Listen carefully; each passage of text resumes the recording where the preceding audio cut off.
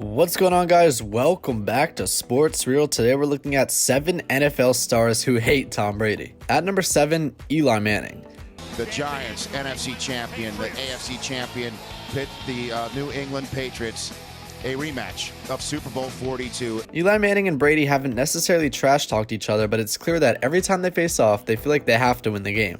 And it's easy to see why when you look back on their history. The first time Eli and Brady faced off was Week 17 of the 2007 season. The Patriots narrowly pulled off their first ever perfect 16-0 regular season. The two teams met a short few weeks later in Super Bowl 42, where Manning and David Tyree ended their bid for 19-0 by becoming Super Bowl champions. Then, before the 2011 season, Manning said he belongs in Brady's class of the elite quarterbacks. In Week 9 of that season, the Giants shocked the Patriots, handing them their first regular season home loss in 3 years. Then they met in Super Bowl 46, where the Giants beat the Patriots to once again become Super Bowl champions. Then they met in Week 10 of the last season, but Patriots would win on a last-second field goal. These two are always in the other person's way when it comes to success. At number 6, Darrelle Revis. Patriots have a history of doing stuff. You can't hide that. Tom was there when they did that stuff in the past. New England's been doing stuff in the past and getting in trouble. Darrelle Revis may have won Super Bowl 49 with Brady and the New England Patriots, but make no mistake, the rivalry will forever be linked between these two.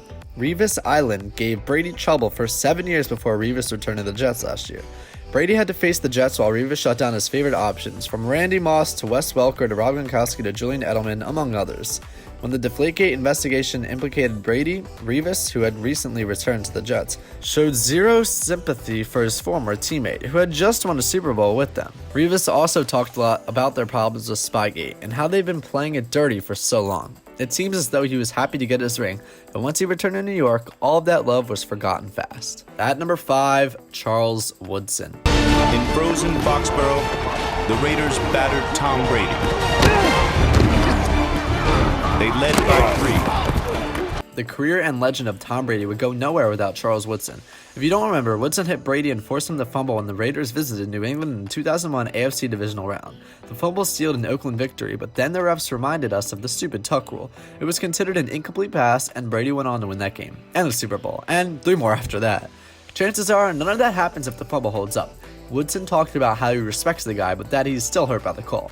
Woodson has maintained that it was a fumble, as he claims that he's the reason Brady is married to Gisele Bündchen and why he's won 4 Super Bowls. At number 4, Antonio Cromartie. Antonio Cromartie played with the New York Jets in 2 different stints. Cromartie joined the Jets when Big Mouth head coach Rex Ryan fueled a rivalry between the Jets and the Patriots.